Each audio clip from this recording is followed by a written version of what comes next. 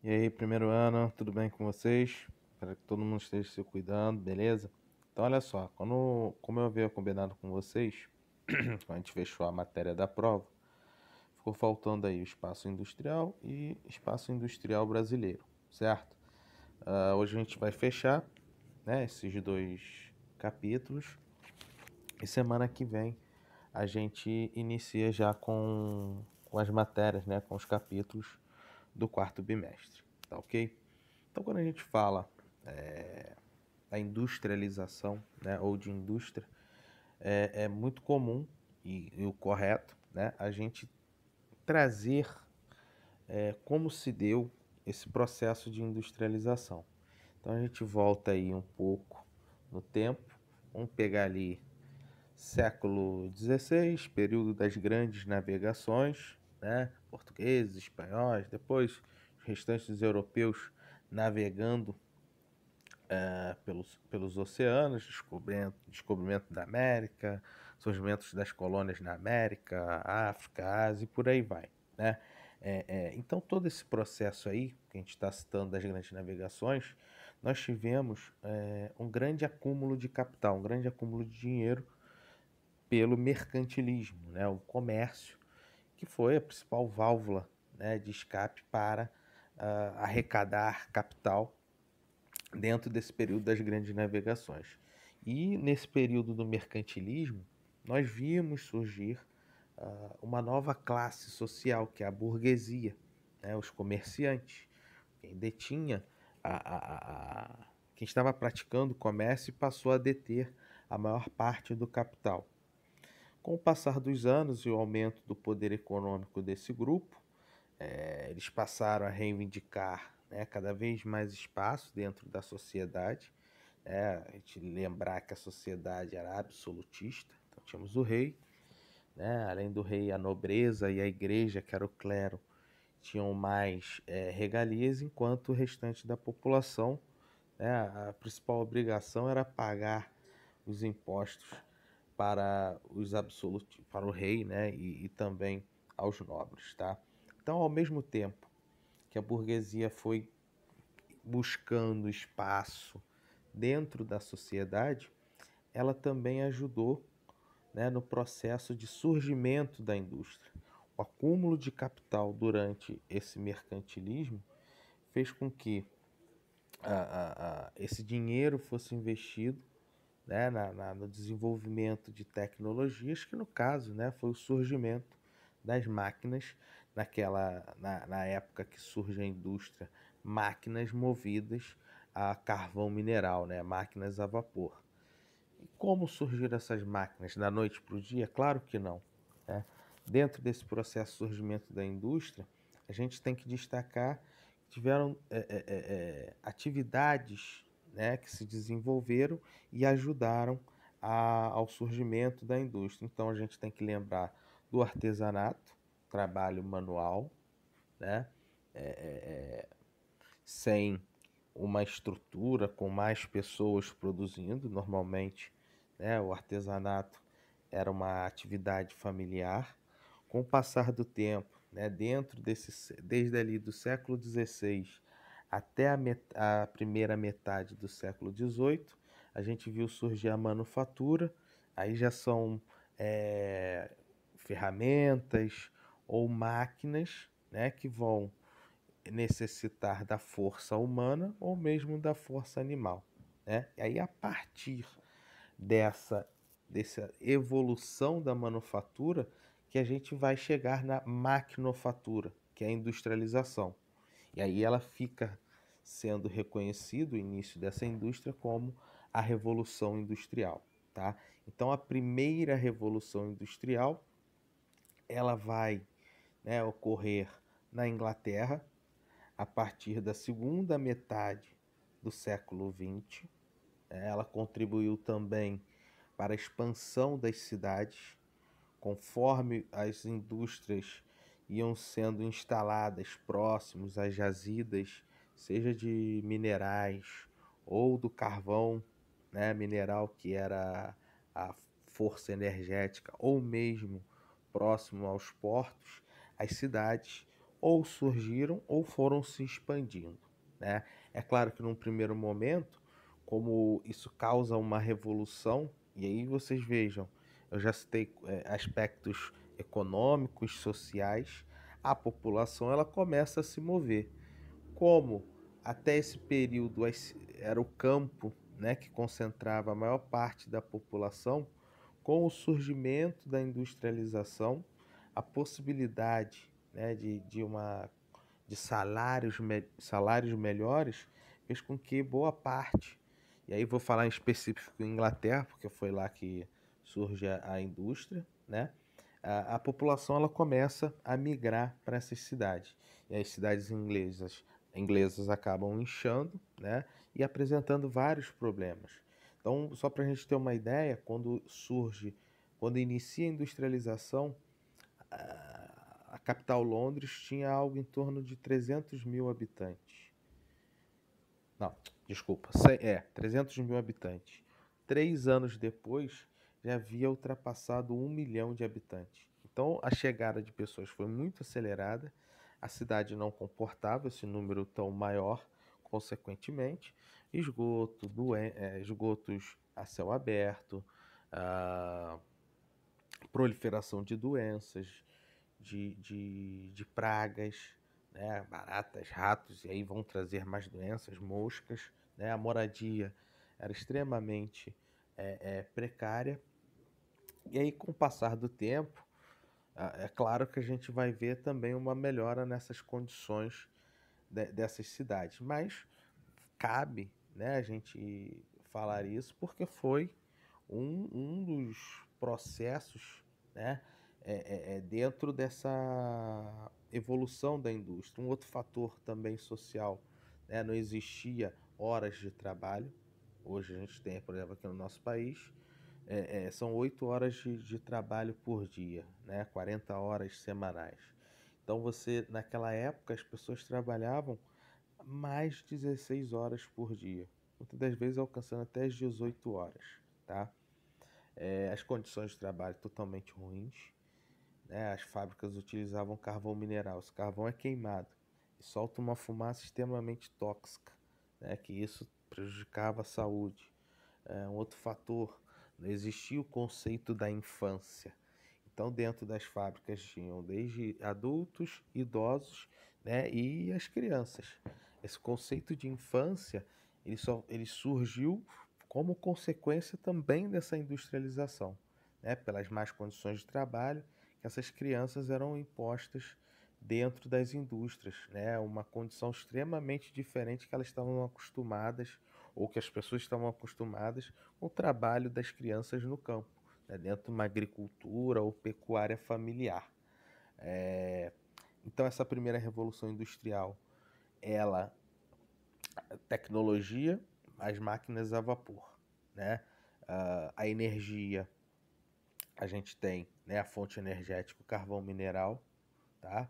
É, Gradativamente as máquinas foram surgindo em outras atividades. Então primeiro foi o setor têxtil, e aí daí por diante, né, foi se espalhando não só dentro da indústria, mas também, por exemplo, sistema de transporte, surgiram as ferrovias, né, os trens a vapor, barcos a vapor. Então todas essas eram as tecnologias da primeira revolução industrial, tá? A Inglaterra foi hegemônica até a segunda metade, ou desculpa, até a segunda metade do século XIX, tá? Quando a gente vai ver outras nações se industrializando na Europa, Alemanha, Itália, os Países Baixos, né, Bélgica, França, tá? Como também Estados Unidos e Japão, né? Até o final do século XIX, essas eram as potências industriais, né? E no final do século XIX, a gente tem a segunda revolução industrial, tá? Essa segunda revolução com principalmente Alemanha e Estados Unidos à frente das inovações tecnológicas, tá? A fonte energética mudou, né, passa a ser o petróleo, posteriormente também surge a eletricidade, tudo dentro da segunda revolução industrial. Ah, os processos, né, a própria indústria, ela começa a se modificar, né, a partir dessa segunda revolução industrial, a gente vai ver, por exemplo, indústria e bancos se unindo, né, formando fusões, formando o chamado capitalismo financeiro ou monopolista, né, com uma tendência das indústrias dominarem sozinha os mercados. A gente tem um grande exemplo na época que foi o. Esqueci agora o nome do industrial, Rockefeller, né? Ele detinha mais de 90% do petróleo dos Estados Unidos e mais de 50% do petróleo mundial, né? Então era um grande monopolista. Mais à frente vocês vão ver o que, que significa, né, ser esse monopolista, né, que é o dominar sozinho o mercado. Tá? Mas além dessas inovações, motor a combustão, né, o avião, telefone, televisão, a luz elétrica. Além dessas tecnologias, o que a gente viu, e eu vou aproveitar aqui para dar um zoom para vocês, foi o desenvolvimento, a criação do aço. A partir, né, do surgimento do aço, a gente pôde ver a construção de grandes pontes, grandes edifícios, né, que não ocorria com as ligas metálicas, né? Vamos para simplificar o ferro existente até aquele momento, né? O aço possibilitou expandir, por exemplo, a engenharia dentro das cidades, né? Mas para facilitar em todo o mundo, tá? Então, além disso que eu já falei, a indústria, né, em si, a gente vai ver, por exemplo, o surgimento da indústria siderúrgica e metalúrgica, e aí, né, associado a partir dessas indústrias que a gente vai ter a criação do aço, né? As siderúrgicas promovem ali as ligas metálicas, né? Elas criam as ligas metálicas, e as metalúrgicas tendem a fazer as chapas de ferro, né? Seja como for, essa matéria-prima, né, que vai servir para a produção de um bem, que a gente vai consumir posteriormente, tá? Então aqui é importante para a gente ressaltar da segunda revolução, tá aqui nesse quadro, tá? Que diz, que fala sobre modelos de organização da indústria. No início da industrialização, a gente viu o engenheiro Frederick Taylor, né, um americano, ele desenvolver uma organização, né, no processo produtivo que ficou conhecido como Taylorismo. Tá? Então, basicamente, ele buscava aumentar o lucro, né, e, junto ao aumento do lucro, melhorar a produtividade de cada trabalhador num tempo menor. Então, a partir daí, ele, né, cria como fatores para se alcançar esse objetivo a cronometragem do trabalho, né? Quanto tempo leva para fazer determinada peça ou produto, um gerente de produção, uma pessoa que vai ficar responsável, né, por esse processo produtivo, ficar ali de olho, né, ajudando os trabalhadores, né, nessa organização. Ah, caramba, falei do gerente, cronometrado, trabalhadores especializados, vão ser responsáveis por uma função específica no processo produtivo, tá? Junto a esse pensamento, né, a essa ideia de Taylor, né, ou seguindo essa teoria do Taylor, a gente teve o surgimento do Fordismo, tá? E só um fator para não ficar deixar passar em branco. A busca pelo aumento dessa produtividade era pelo próprio modelo que estava surgindo, né, que eu falei ali da junção de indústria com bancos, né, o capitalismo monopolista ou financeiro. esse momento da industrialização, você tem ali as empresas visando principalmente um aumento do mercado consumidor, de quem vai comprar, e, consequentemente, o lucro, tá? Então, a produção nesse período era chamada de produção em massa.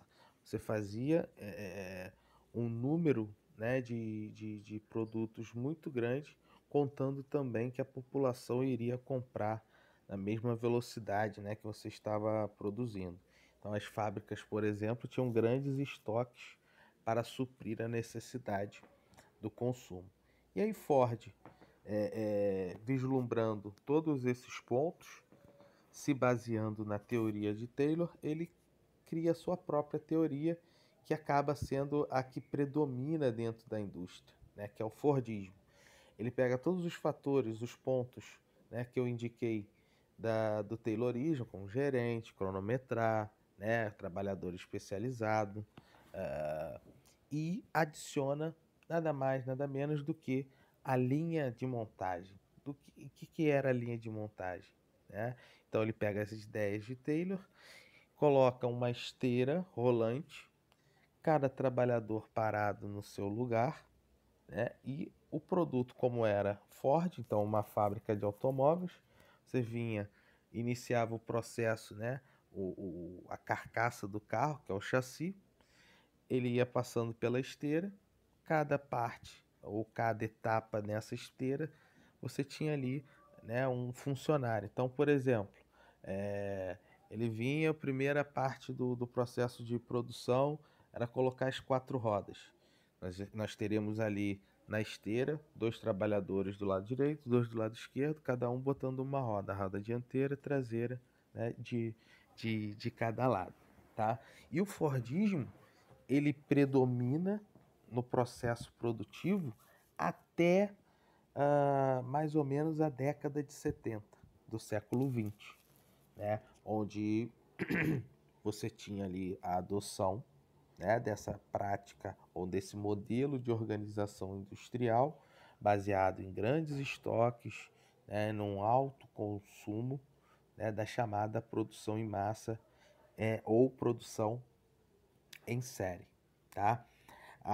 Dentro também da segunda revolução industrial, a gente vai ver surgir, ou melhor, surgir não, surge, né?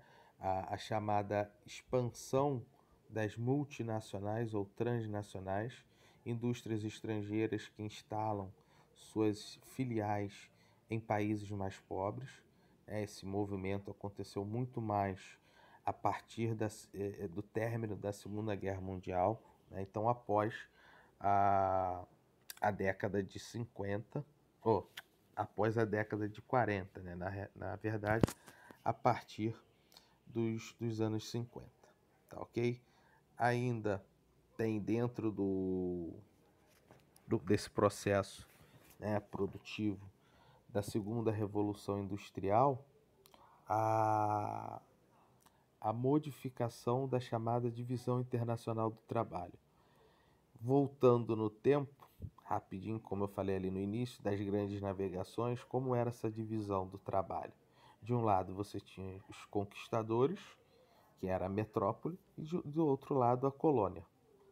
A metrópole vendia produtos manufaturados para as suas colônias, e as suas colônias, né, enviavam matéria-prima, seja ela vegetal, mineral, né, ou seja qual for essa produção, né, produtos agrícolas e por aí vai.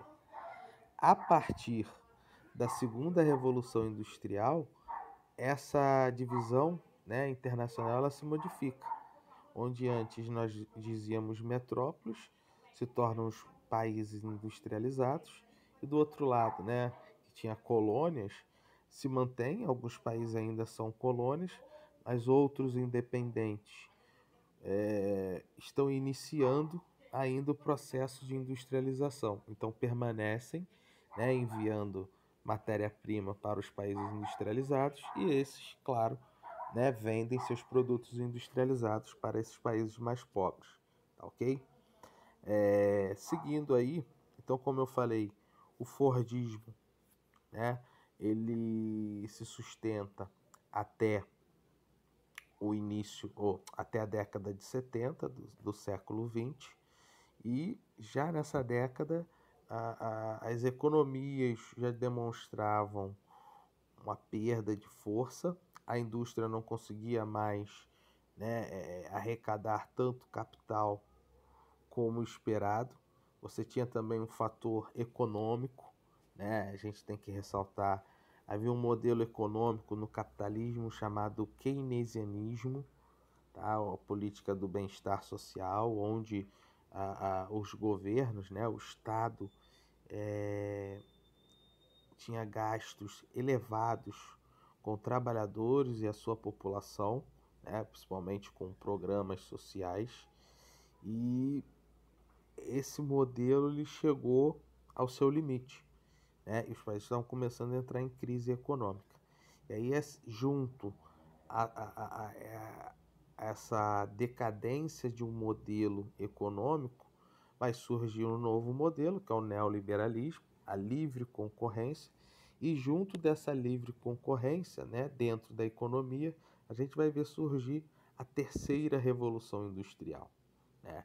Uma revolução industrial onde principalmente as inovações estão ali relacionadas com a tecnologia informacional, né? Computadores, internet, satélites, outros avanços, né, satélites dentro dos avanços da telecomunicação, mas também avanços dentro da eletrônica, né, como posteriormente surgimento de computadores, celulares e por aí vai, né? Então a gente tem ali um grande salto de desenvolvimento tecnológico nessa terceira revolução industrial, e junto com esse salto tecnológico, a gente vai ver também uma mudança no modelo de organização. O Fordismo vai ser deixado de lado e vai entrar em cena o Toyotismo, tá? Junto a esse processo da terceira revolução industrial, cabe ressaltar também uma mudança no espaço industrial, né? Lá na segunda a gente viu uma mudança do espaço industrial, como eu falei, com a expansão das multinacionais, né? As filiais de grandes indústrias de países europeus ou dos Estados Unidos se instalando em países pobres, né? E na terceira a gente vai ver um modelo ocorrendo dentro dos países, né? Que é os tecnopolos ou parques tecnológicos. Como as grandes indústrias enviam, né, instalam suas filiais em países mais pobres, o que se mantém de indústria dentro desse processo é a área de desenvolvimento tecnológico, é a área administrativa dessas indústrias. E essa indústria de alta tecnologia, que vai produzir, né, os produtos com uma inserção maior de tecnologia, também permanece, né, nos países ricos. Para melhorar esse desenvolvimento tecnológico, né, ou impulsionar o surgimento de novos produtos, novas tecnologias, as grandes indústrias passaram a se instalar próximo a universidades. E a partir daí tem a criação desse chamado tecnopolo, onde você vai ter a universidade, o centro de pesquisa. Esse centro de pesquisa pode ser já existente na faculdade ou criado em parceria com uma indústria. E claro, né, o terceiro ponto aí do tripé, a instalação de uma indústria, tá? Hoje em todo o mundo, os países industrializados, né, a maior parte dos países industrializados tem tecnopolos, né? Por exemplo, aqui o Brasil, na nossa cidade, a gente tem um tecnopolo na UFRJ, é um tecnopolo do petróleo. A, a Fiocruz, ali no Brasil também é um tecnopolo, né, ligado à farmácia, desenvolvimento de medicamentos, cobertas de doenças e etc, né? A gente tem alguns tecnopolos, desenvolvimento informacional, no sul do Brasil, na região Nordeste, né, na Paraíba. Então, é essencial para que você esteja inserido nesse modelo da terceira revolução, você se adaptar também a essa organização do espaço. Além da organização, tem a organização dentro da indústria, né? Então, como eu falei, saiu o Fordismo, surge o Toyotismo.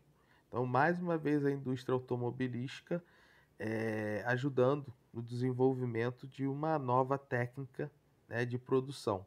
Essa produção do Toyotismo é a produção flexível, de uma maneira assim mais simples. A gente vai ver ali o quadro. Ele é baseado em o Just in Time, que é um modelo onde você vai ter um equilíbrio sobre a demanda do que estão comprando, né, e o que é produzido. Então, se no Fordismo existiam grandes estoques, no Toyotismo já não vai ocorrer. Para que haja esse equilíbrio, e vai produzir de acordo com a demanda, de acordo com o que é consumido, né? Então, vamos chutar aqui, né? Não são números reais, mas digamos, a Toyota vende, sei lá, 100 mil carros por mês. Ela não vai produzir 1 milhão, né? Vai produzir ali 150, 200 mil carros, para que não tenham grandes estoques. Por que não ter grandes estoques? Se você não vender, você está perdendo dinheiro. Quanto mais tempo o seu produto produzido fica em estoque, mais você perde em dinheiro. Uma outra mudança. No Fordismo, trabalhadores, né, especializados. Agora você vai ter trabalhadores qualificados, com alto grau de conhecimento, né? No Fordismo, eram trabalhos repetitivos, por ser especializado, então ele só sabia fazer uma coisa. No Toyotismo, não. Né? Os trabalhadores têm conhecimento de todas as etapas de produção e são responsáveis também pela qualidade, né? Porque eles dividem os trabalhadores na fábrica em pequenos grupos, né? Em células, e essas células têm a responsabilidade por cada etapa de produção. E ao final da sua etapa, concluir, né, se está dentro das normas ou não que foi produzido, né? Tem ali um controle de qualidade, tá? Ah, falei da célula, desenvolvimento. Aqui, deixa eu ver aqui pelo quadro para ver se eu não esqueci nada. Produção em pequenos lotes, são essas células que eu falei. A forma de produção, então você passa a ter, né, como tem essas pequenas células, ela é diversificada, porque cada grupo vai estar produzindo algo. Flexível, porque você consegue remanejar a sua produção com grande facilidade por essa alta qualificação. E um fator principal, como o trabalhador tem conhecimento de todas as etapas, você também tem essa flexibilidade de remanejar trabalhadores para células distintas dentro do processo produtivo ou na necessidade, né, na falta de um trabalhador em uma dessas etapas, ele pode realocar os trabalhadores, né, de acordo com a sua necessidade. Tá ok? Para finalizar, a gente tem aí a quarta revolução. Deixa eu ver só o tempo aqui. Caraca. Vou fazer outra coisa com vocês, galera. Vamos lá, vamos ver. Vamos continuar, depois eu vejo. Ó, a quarta revolução industrial. A quarta revolução desculpa. Na terceira revolução, a fonte energética se mantém ainda, né? O petróleo, mas há uma nova fonte surgindo, né? Que é a energia nuclear. É só para a gente ressaltar, a primeira vez que é usada é para fins bélicos, né? Foi na Segunda Guerra Mundial, onde teve os ataques a duas cidades japonesas, Hiroshima e Nagasaki, e só no decorrer da década de 60, 70 passa a ser utilizada como fonte de energia elétrica, né? As usinas nucleares, tá ok? Então a quarta revolução, ela surge, né, final do século XX, início do século XXI, trazendo dentro das inovações tecnológicas a inteligência artificial, a evolução na robótica, na nanotecnologia e também da biotecnologia. A robótica e a biotecnologia já estavam inseridas dentro da terceira, né? Elas evoluíram e a inteligência artificial e a nanotecnologia que são, né, são novas ou que, melhor dizendo, surgiram dessa quarta revolução, tá? É um fator importante para a gente interligar aí a terceira com a quarta, eita, com a quarta revolução. Como eu falei, a robótica já havia, né, na terceira revolução industrial, né? Dentro da indústria, a gente começou a ver a substituição de mão de obra humana por sistemas automatizados, principalmente braços robóticos, né? E que faziam apenas uma etapa da produção. Hoje, com o avanço da robótica e inteligência artificial, algumas fábricas, né, que é as chamadas indústria 4.0, você não necessita da presença humana na produção, porque você tem robôs e a inteligência artificial para comandar a produção dentro de uma indústria. Então, desde a terceira revolução industrial e com esse avanço para a indústria 4.0, um fator vem preocupando muito os países, que é a questão do desemprego estrutural. Ele surge na terceira revolução, quando a gente começa a introduzir sistemas informatizados ou automatizados, né, como robôs ou braços robóticos na produção. O desemprego estrutural, então, ele é causado pela substituição da mão de obra humana por esses braços robóticos, né? Como lá na terceira era apenas em algumas etapas, né? E agora pode atingir toda a etapa produtiva dentro de uma indústria. Essa questão do desemprego vem gerando grande preocupação, né, em todo o mundo. Beleza? É claro também, né, essa indústria 4.0 ela não vai chegar ao mesmo tempo em todos os países, mas a gente vai ver primeiro essa questão do desemprego acontecendo nos países mais desenvolvidos, tá? Devido ao avanço tecnológico, né, ou a introdução, né, desse modelo 4.0 nesses países. A Alemanha, por exemplo, é quem está à frente, né, dessa indústria chamada 4.0. Beleza? Aqui a gente vai ver, falando dos tecnopolos, né, eu já falei mais ou menos.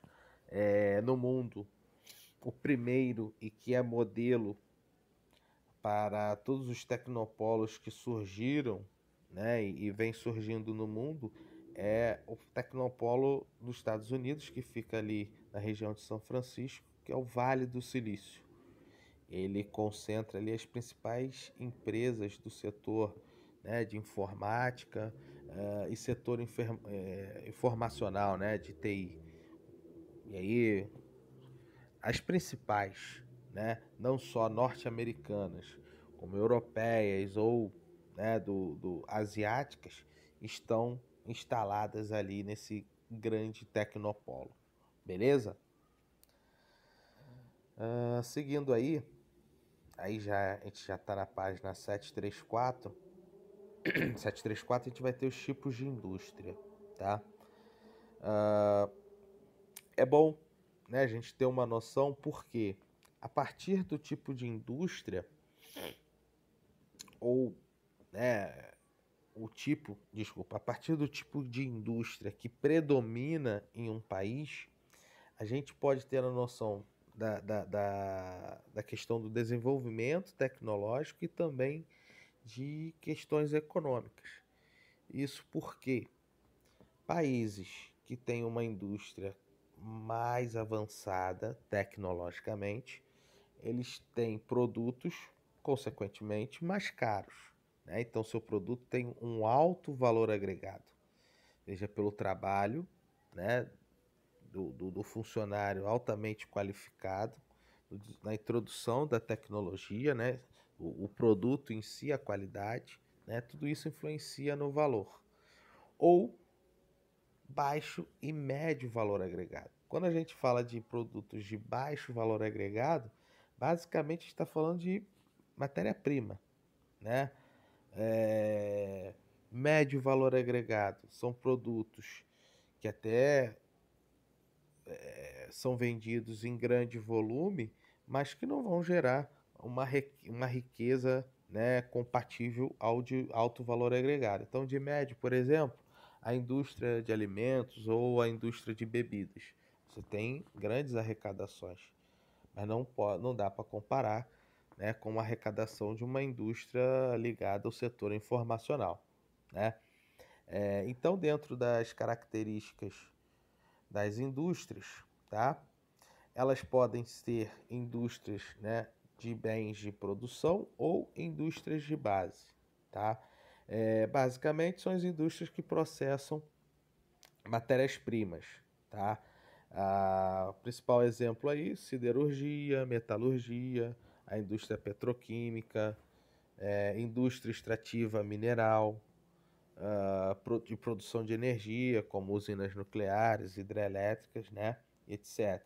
Essa, baixo valor agregado. Depois, bens de capital ou intermediários, tá? Bens de capital basicamente são as indústrias que produzem equipamentos, né, máquinas, equipamentos que serão utilizados em outras indústrias, tá? É, esse tipo, né, de produção de bens de capital já se encaixaria no chamado, né, médio valor agregado. Depois a gente vai ter a indústrias de bens de consumo ou leves, tá? São indústrias que produzem o que a gente consome no nosso cotidiano, né, no dia a dia, né, ou destinada ao consumidor final, que somos nós, beleza? Ela é dividida em três tipos. A gente tem então os bens duráveis, então são aqueles produtos industrializados, né, com um tempo de vida mais longo, como um automóvel, por exemplo, tá? Ou uma geladeira. Semiduráveis, roupa, sapato, produtos cosméticos, né, que tem uma validade, né, que passa aí um pouco mais de um ano, né, ou os não duráveis, como remédio, bebida, né, alimentos que tem ali um tempo de validade bem menor, tá?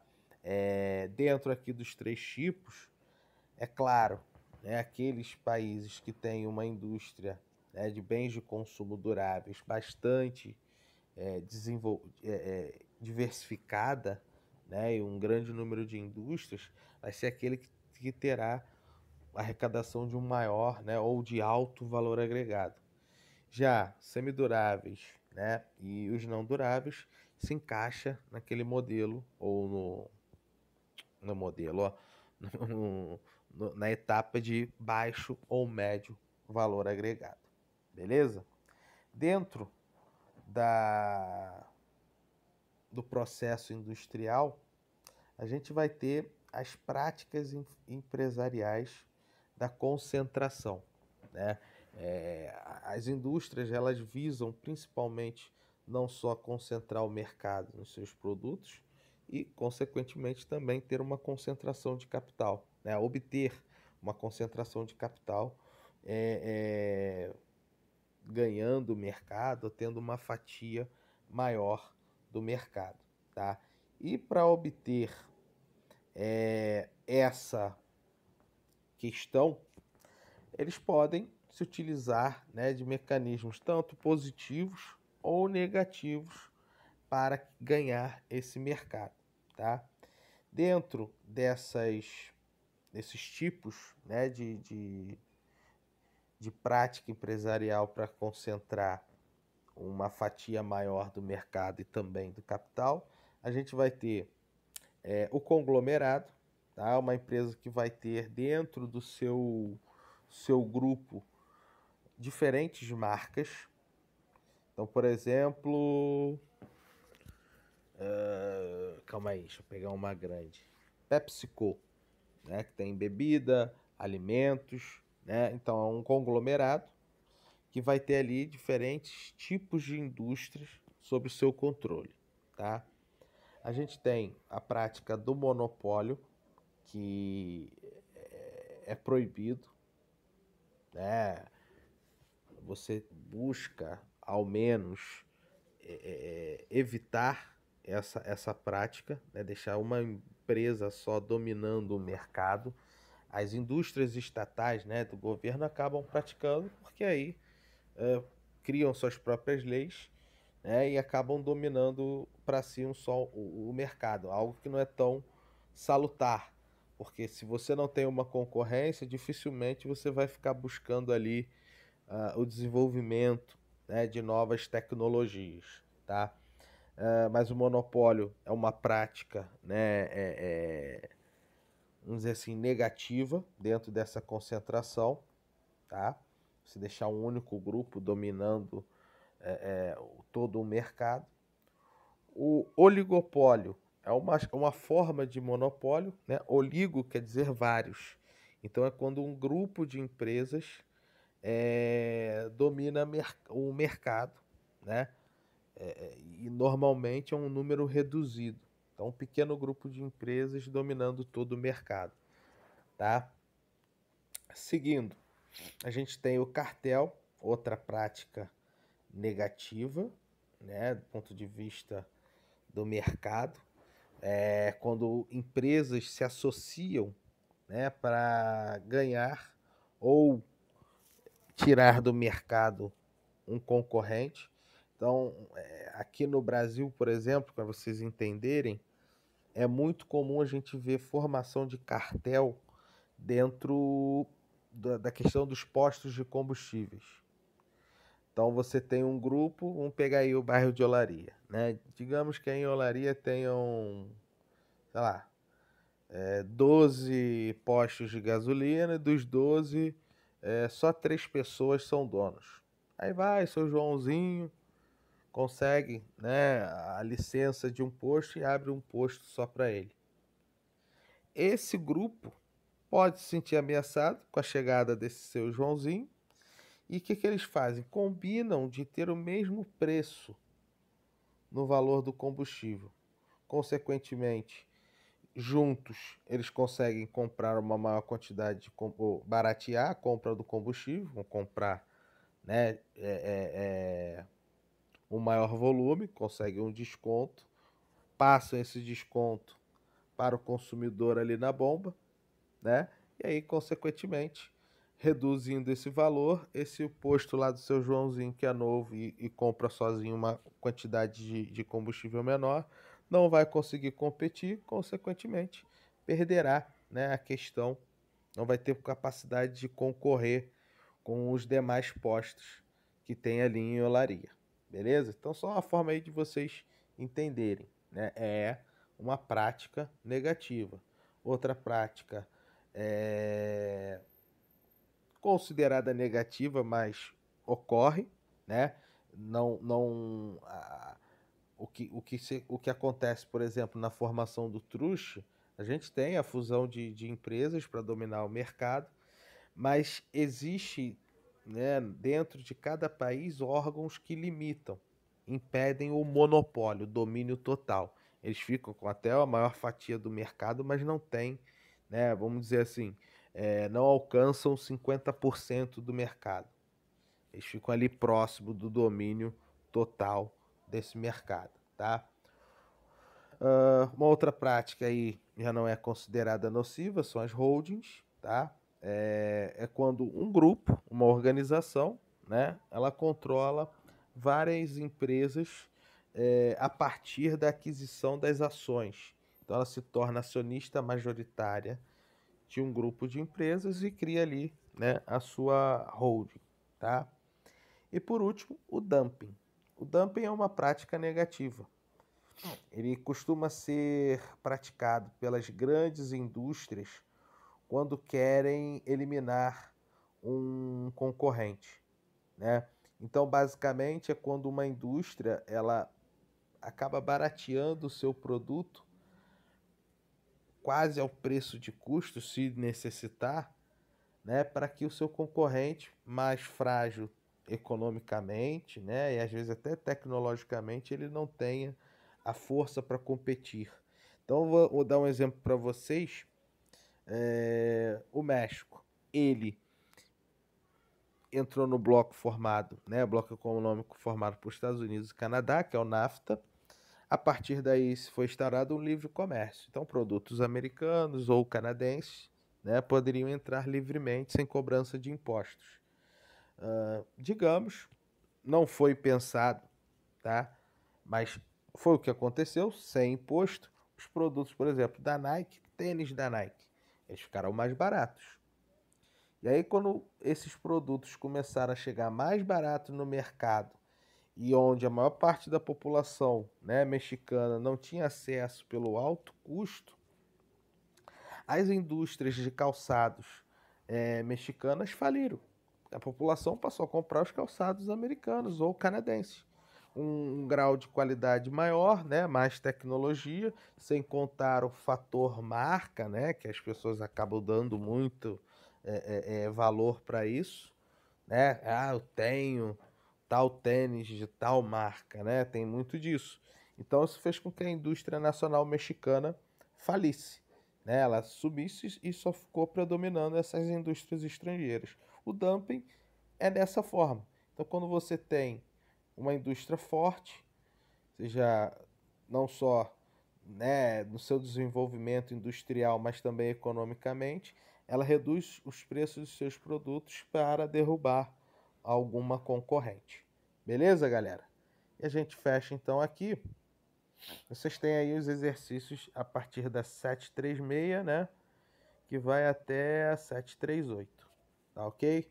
Um abraço aí a todos.